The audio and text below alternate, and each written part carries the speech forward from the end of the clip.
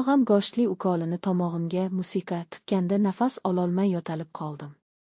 Qaynog'am yuzimga urib yana "Assalomu alaykum, aziz obunachilar.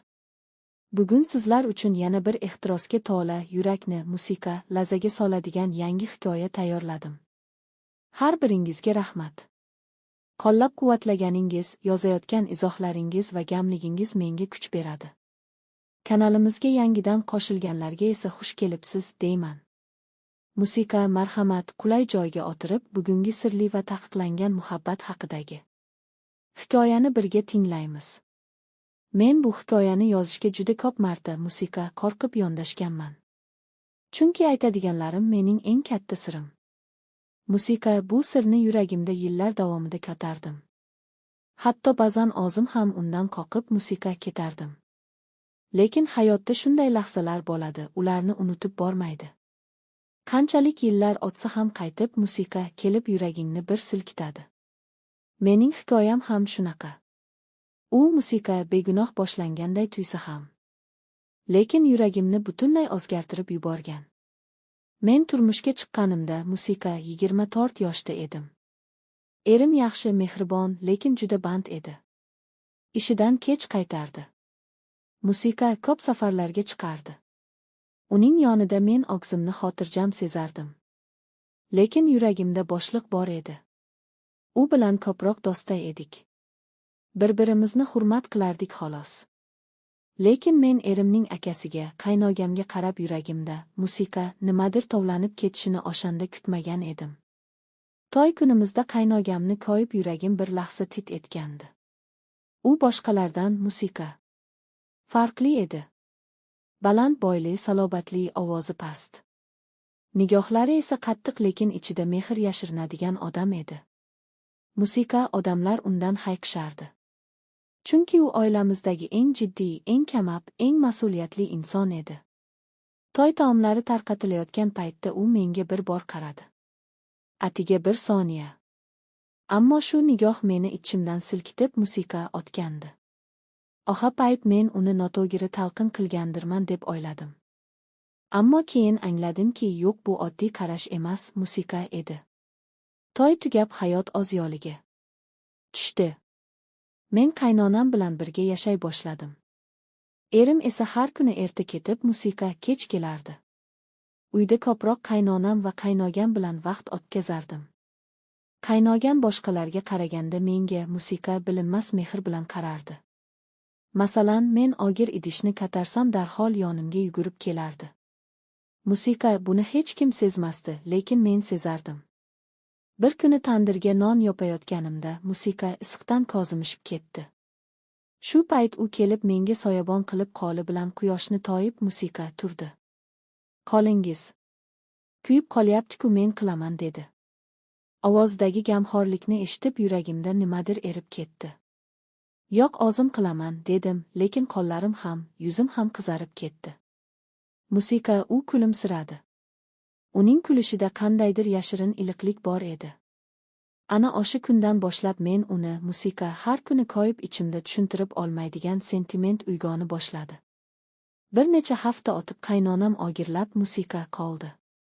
Men unga gamxo'rlik qildim, qaynogam esa dorilarni olib kelardi.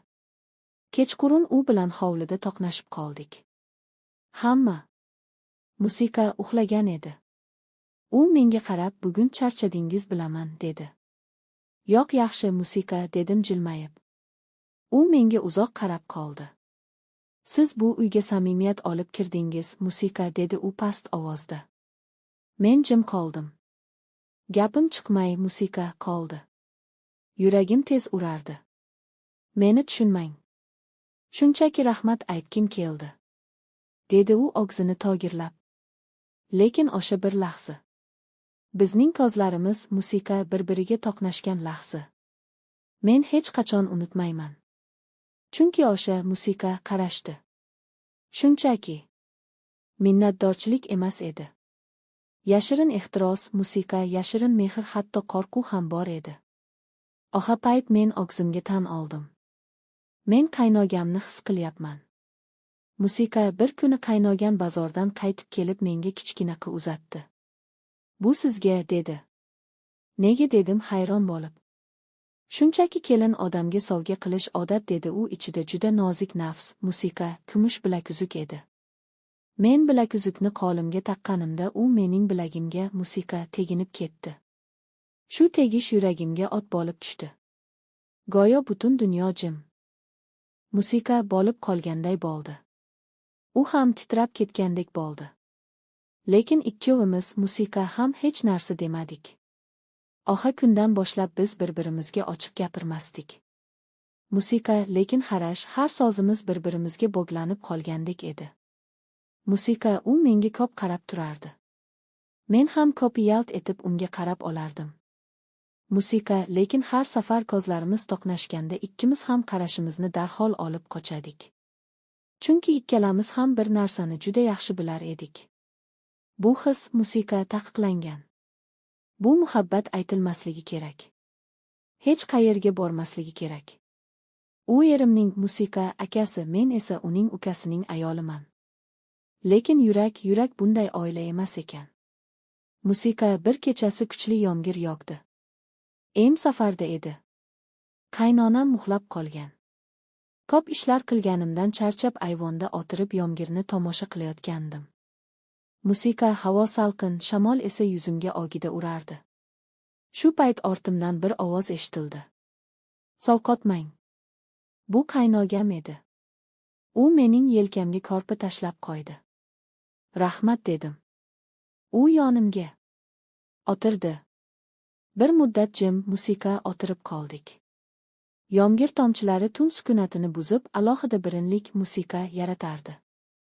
Bilasizmi, siz uyga kelganingizdan beri dedi musiqa, u asta-son davom etmay qoldi. Men unga qaradim, u ham menga qaradi. Ko'zlarimiz o'sha zahoti bir-biriga bog'lanib qoldi. U qarashda yashirin ehtiros, ichimizda yonayotgan o't bor edi. U sekin dedi. Men bir zomda titrab ketdim. Musiqa, qaynoga dedim, ovozim chiqmay.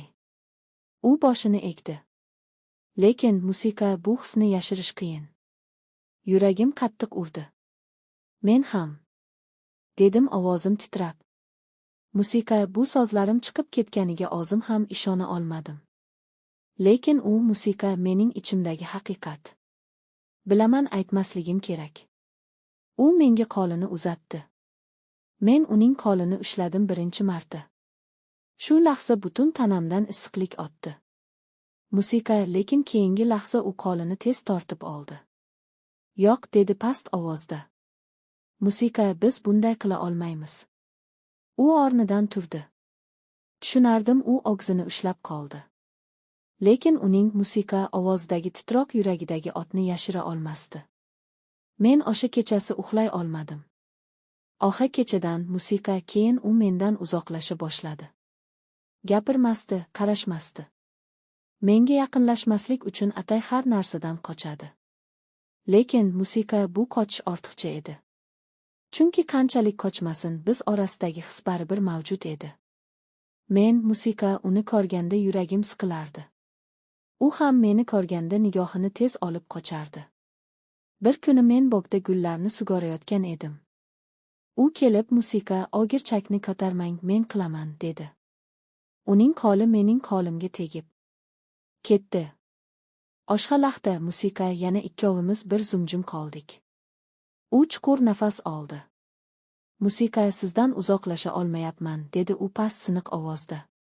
Men ham qo'llarimni musiqa yashira olmadim. Men ham dedim yig'laguday bo'lib. Bir kuni qaynonam menga qarab dedi, kelin bilaman senga og'ir. Musiqa, o'g'lim ishchi band. Lekin sabr qil, har uyda musiqa bo'ladi bunday. Men uning ko'zlariga qaray olmadim. Chunki mening og'irligim erimning bandligi emas, musiqa edi. Meni qiynayotgan yuragimda yashirin edi. Musiqa, kunlar o'tdi. Oylab davom etdi bu yashirin azob. Biz bir-birimizga aytmay, lekin yurakdan sezib yashadik. Musiqa, har kuni bir uyda, lekin yuraklarimiz yashirin ufurib yotar edi. U menga bir ogiz ehtirosli so'z aytmagan bo'lsa ham qarashlari yetar edi. Men ham unga qarab, lekin hech narsa musiqa demay turardim. Aynan shu jim muhabbat meni eng top qiynardi. Bir kuni u menga dedi. Men uzoq joyga ishga ketyapman. Musiqa bir oygacha yoqman. Bu xabar yuragimni portlatib musiqa yuborgudek bo'ldi. Qachon dedim ovozim titrab. Ertaga men musiqa hech narsa deya olmadim. U ketdi. Men uni kuzatmadim ham chidamadim. Ammo kechasi musiqa terasda o'tirganimda qadamishini eshitdim. Qaradim, u edi. Keta turib oxiri meni yana bir borgani musiqa qaytib kelibdi. U menga yaqinlashdi. Men sizni bir oy ko'rmayman, dedi u siniq musiqa ovozda. Shuncha vaqt aytchidman bilmayman. Musiqa, men ham ko'z yoshimni tiya olmadim. Lekin u yonimga kelib qo'limni ushladi. Bu bizning birinchi va oxirgi yaqin lahzamiz edi. U qo'limni mahkam ushlab dedi. Bu hisni hech kim bilmasin. Bu bizning sirimiz bo'lsin. Sizni hurmat qilaman. Ammo shu yuragimni to'xtata musiqa olmayapman. Men ham dedim, men ham sizni unutmayman.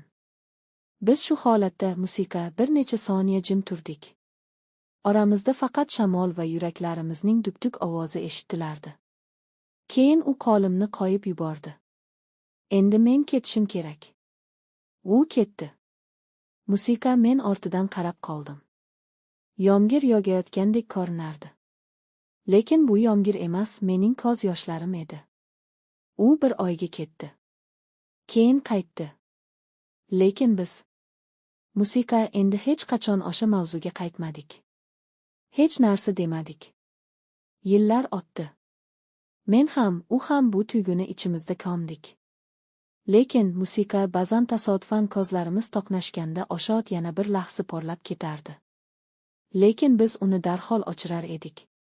Chunki hayot bizdan boshqacha yo'lni talab musiqa qildi. Lekin bilaman, u ham unutgani yo'q. Men ham bizning muhabbatimiz hech qachon aytilmagan, hech qachon yozilmagan, musiqa hech qachon tan olinmagan bo'lsa ham, u shu yurakda yashab qoldi. Yashirilgan lekin eng samimiy muhabbat bo'lib.